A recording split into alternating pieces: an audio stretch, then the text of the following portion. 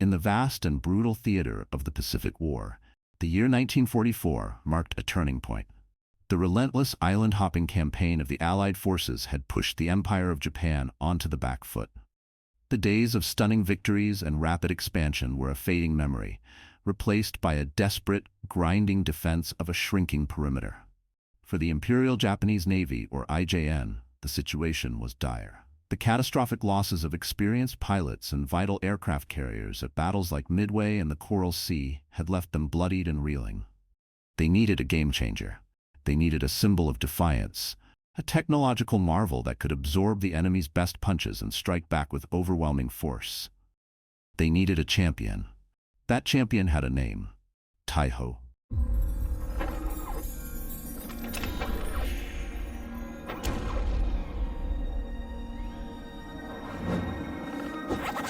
Translated as the Great Phoenix, the name itself was a declaration of intent.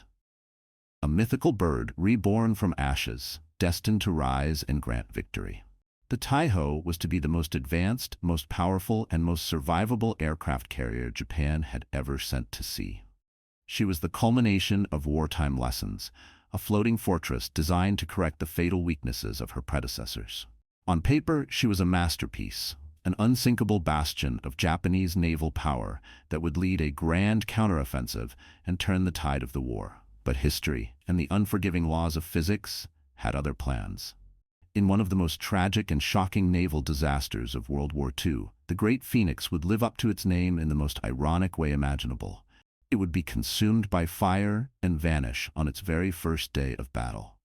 This is the story of how Japan's ultimate weapon was brought down not by a fleet of enemy ships, but by a single torpedo, a fatal design flaw, and one catastrophic human error. To understand the Taihō, you have to understand the ghosts that haunted her designers. Japanese naval architects had watched in horror as their carriers, one after another, proved shockingly vulnerable. The core of the problem lay with their flight decks. At the Battle of Midway, 4 of the IJN's finest fleet carriers, Akagi, Kaga, Soryu, and Hiryu, were lost in a single day. American dive bombers, dropping their payloads onto unprotected, timber-planked flight decks, turned hangars packed with fueled and armed aircraft into raging infernos. The ships were gutted by unstoppable fires, their operational hearts ripped out in minutes. The lesson was brutal and clear. A carrier's flight deck was its most vital and most exposed asset. It needed to be armored. The idea wasn't entirely new. The British Royal Navy had already pioneered the concept with their illustrious-class carriers. These ships had armored flight decks designed to withstand direct bomb hits, trading a smaller air group for immense durability. Japan's designers, taking copious notes, decided to adopt and, in their view, perfect this philosophy. The Taihō would be their first carrier to incorporate a fully armored flight deck, a thick plate of steel designed to shrug off American bombs as if they were pebbles. The result was a warship that looked and felt different from anything Japan had built before. The Taihō was an absolute beast. Displacing over 37,000 tons when fully loaded, she stretched for 854 feet, 260 meters, from bow to stern. Her most revolutionary feature was that armored deck. It consisted of 75 millimeters of steel plate laid over 20 millimeters of deck plating, a formidable shield intended to defeat a 500-kilogram bomb. This armor extended over the entire flight deck and, crucially, over the hangar spaces and machinery below. This heavy steel coat dictated other aspects of her design. To improve stability with all that topside weight, her hull was widened. She was also the first Japanese carrier to feature an enclosed hurricane bow. This design helped her seakeeping in rough Pacific waters and reduced wind resistance, allowing her powerful turbines to push her through the water at a blistering top speed of 33 knots, fast enough to keep pace with the swiftest destroyers. Another key innovation was her island superstructure. Unlike previous Japanese carriers that often had small, separate islands and funnels, Taihō integrated its bridge, command facilities, and funnel into a single, large structure on the starboard side. The funnel was angled outwards at 26 degrees to keep hot, corrosive exhaust gases away from the flight deck and landing aircraft, a significant improvement for flight operations. She was supposed to carry around 65 aircraft, a mix of Mitsubishi A6M0 fighters, Yokosuka D4Y Suisei dive bombers, and Nakajima B6N Tenzan torpedo bombers, the sharp teeth of the Great Phoenix. She was, in every sense, a fortress, a state-of-the-art weapon designed with survivability as its core principle. But in the complex world of naval engineering, every solution creates new problems. The very feature that was meant to make Taihō invincible, her armored deck, was directly responsible for planting the seeds of her own destruction. This fortress had an Achilles heel, a design flaw so critical and so perfectly placed that it was almost poetic in its destructive potential. The immense weight of the armored flight deck, nearly 2,000 tons of steel, pushed the entire ship deeper into the water. This meant that the ship's two massive aircraft elevators, which moved planes between the hangar and the flight deck, had their elevator wells extending far down into the hull. So far down, in fact, that the bottom of these wells sat below the ship's waterline. This alone was not ideal, but it wasn't the fatal part. The fatal part was what lay directly beneath these deep, open shafts. The ship's aviation fuel tanks. The Taihō carried vast quantities of high-octane gasoline to fuel her air group, stored in tanks that were now situated immediately below what was essentially a giant, open chute leading directly into the heart of the ship. The designers had created a direct, unarmored pathway from the vulnerable side of the ship straight to its most flammable and explosive contents. It was a recipe for absolute disaster, waiting for just one ingredient to be added. The Taihō's construction was rushed, a testament to Japan's desperation. Laid down in July 1941, she was launched in April 1943 and formally commissioned into the Imperial Japanese Navy on March 7, 1944. As the pride of the fleet, she was immediately designated the flagship of the First Mobile Fleet, the main carrier battle group of the IJN. Command of this powerful force was given to one of Japan's most experienced carrier admirals, Vice Admiral Jisaburo Ozawa. He hoisted his flag on the Taihō, a ship he hoped would lead him to a decisive victory. But the ship was new, and so was her crew. While the officers were generally experienced, many of the enlisted men were fresh recruits, lacking the deep well of experience that characterized the pre-war Navy. This greenness, especially in critical departments like damage control, would have profound consequences. After a few months of working up and training in home waters, the time came for the Great Phoenix to face its first trial by fire. In June 1944, American forces targeted the Mariana Islands, a chain whose capture would put their new, long-range B-29 bombers within striking distance of the Japanese mainland. For Japan, this was a red line. The defense of the Marianas was non-negotiable. Admiral Ozawa's first mobile fleet, with the Taihō at its heart, steamed out to sea to intercept the American invasion force. The stage was set for what would become the largest carrier versus carrier battle in history. The Battle of the Philippine Sea. The morning of June 19, 1944, dawned bright and clear. A strong wind blew across the flight deck of the Taihō as she turned to launch her first wave of aircraft against the American fleet. On her bridge, Admiral Ozawa and his staff were confident. They had the element of surprise, and their planes had a greater range than their American counterparts.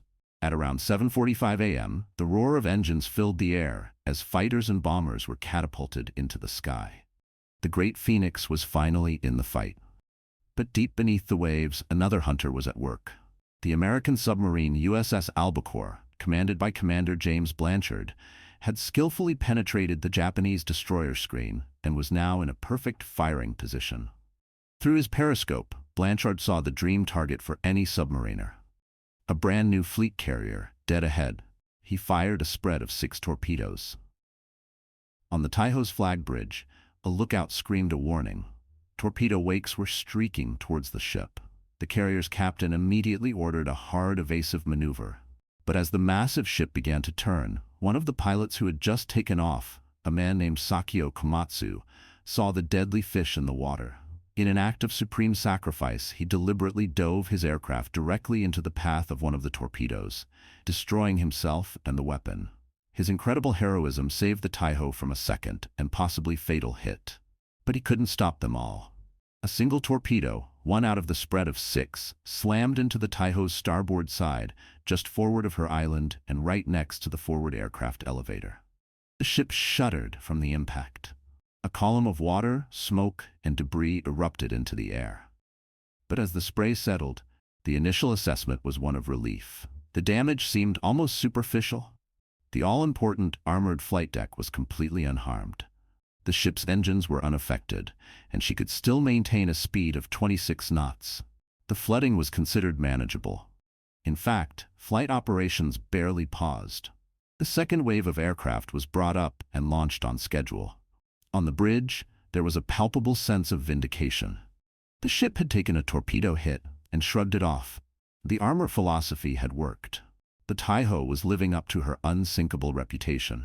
This confidence, however, was born from a complete and terrifying misunderstanding of the damage that had been done. The single torpedo had struck the Taihō at the worst possible place. It had blown a hole in the hull right where the forward elevator well met the ship's side. The blast didn't just cause flooding with seawater. It violently ruptured the aviation fuel tanks located directly below the elevator. A thick, sloshing mixture of raw gasoline, vapor, and seawater immediately began to pour into the bottom of the open elevator pit. The ship was bleeding its own explosive lifeblood into its own guts. The elevator itself was jammed in the up position, trapping the volatile fumes in the well below. The air was thick with the sickly sweet smell of high-octane fuel. Everyone knew it was dangerous, but the true scale of the peril was not yet understood. This is where inexperience turned a serious problem into a fatal one. The man in charge of saving the ship was the Chief Damage Control Officer. He was a novice, recently appointed, and lacking the instinct that comes from years of fighting naval damage. Faced with a compartment rapidly filling with explosive vapor, he made a decision that seemed logical on the surface, but was, in reality, the worst possible thing he could have done. He believed the best way to clear the fumes was to use the ship's own mechanical ventilation system to force fresh air into the contaminated spaces and push the bad air out. He ordered the entire ship's ventilation system to be switched to full power. It was the ship's death sentence. The Taihō's ventilation system was a single, interconnected network designed to move air throughout the vessel. It was not designed to safely vent highly concentrated explosive fumes from one specific area to the outside. Instead of purging the deadly gas, the powerful fans sucked the vapor out of the elevator well and distributed it efficiently and systematically to every corner of the ship. Down every passageway, into every mess hall, through every crew cabin, and into every machinery space. Within an hour, the entire interior of the Tai was saturated with a perfectly mixed, highly volatile fuel-air explosive. The Great Phoenix, the unsinkable fortress, had been turned into a gigantic floating bomb, armed and primed by its own crew. The 7-hour countdown to detonation had begun. For the next 6 hours, life aboard the Taihō continued with a strange sense of normalcy, punctuated by the ever-present smell of gasoline. Flight operations continued. Damage control teams worked to contain the flooding, unaware that they were working inside a ticking time bomb. But the bomb had a timer, and the time was running out. At approximately 3:20 in the afternoon, some 6.5 hours after the torpedo strike, it happened. No one knows for sure what the source of the final spark was. It could have been an electrical short, a spark from a running generator, or any number of mundane activities in the ship's engineering spaces. But whatever the cause, it was enough. A catastrophic explosion ripped through the heart of the Taihō. The blast was immense, far more powerful than any conventional weapon. Eyewitnesses on nearby ships stared in disbelief as the Taihō's armored flight deck, the very symbol of her invincibility, was heaved upwards and bent into a grotesque arch. The entire hull seemed to flex. Then, the hangar walls on both sides of the ship were blown outwards, peeling away like the skin of a fruit. A tremendous fireball erupted from her midsection, followed by a thick column of black smoke that billowed thousands of feet into the air. The damage was absolute and apocalyptic. The explosion had shattered the ship's structural integrity. She immediately lost all power and began to settle heavily in the water, listing to port. Fires raged uncontrollably throughout her shattered interior. Admiral Ozawa, stunned but unharmed on the heavily damaged bridge, initially refused to leave his flagship. He wanted to go down with the ship. It took the desperate pleading of his staff, who argued that he had to survive to continue directing the battle, to convince him to transfer his flag. A destroyer pulled alongside, and Ozawa and his staff made the perilous transfer. It was the last they would see of their mighty flagship. The Taihō, her back broken and her insides a raging inferno, rapidly took on more water and began her final plunge. Just under 2 hours after the explosion, she slipped beneath the waves, stern first, disappearing into the depths of the Philippine Sea. With her went approximately 650 of her crew, a staggering loss of life. The legacy of the Taihō is a brutal lesson in naval warfare. The most advanced technology is meaningless if undermined by fundamental design flaws and human error. Her entire combat career lasted less than a single day. Her sinking was a perfect storm of failure. The initial design flaw, placing unprotected fuel tanks directly beneath a deep elevator shaft, created the vulnerability. The single lucky torpedo from the USS Albacore exploited it, and the catastrophic decision by an inexperienced damage control officer armed the trap. When compared to contemporary American carriers of the Essex class, the difference in design philosophy is stark. U.S. carriers had unarmored flight decks but featured open-sided hangars. This made them more vulnerable to initial bomb damage, but it also meant that explosive fumes and fire could be vented over the side far more easily. American damage control doctrine was also among the best in the world, drilled into crews relentlessly. The tragic irony of the Taihō is that her armored deck, her greatest strength, performed exactly as designed. It protected her from the initial attack, but in doing so, it sealed in the true danger, creating a pressure cooker that ultimately led to her complete destruction from within. The great phoenix did not rise from the ashes, it was consumed by them, a magnificent, flawed giant that became one of history's most potent warnings against hubris. So, what do you think is the biggest oops moment in military design history? The story of the Taihō, where the solution became the problem, has to be a top contender. It's a chilling reminder that sometimes the greatest threat isn't the enemy in front of you, but a fatal oversight buried deep within your own design. If you enjoy these deep dives into the triumphs and tragedies of military history, make sure you are subscribed to the channel so you don't miss our next investigation. We're always on the hunt for the next story that needs to be told. What piece of military hardware, forgotten battle, or legendary figure do you think is crying out for the spotlight? Drop your mission briefings for us in the comments below. Your idea might just become our next feature. Thanks for watching.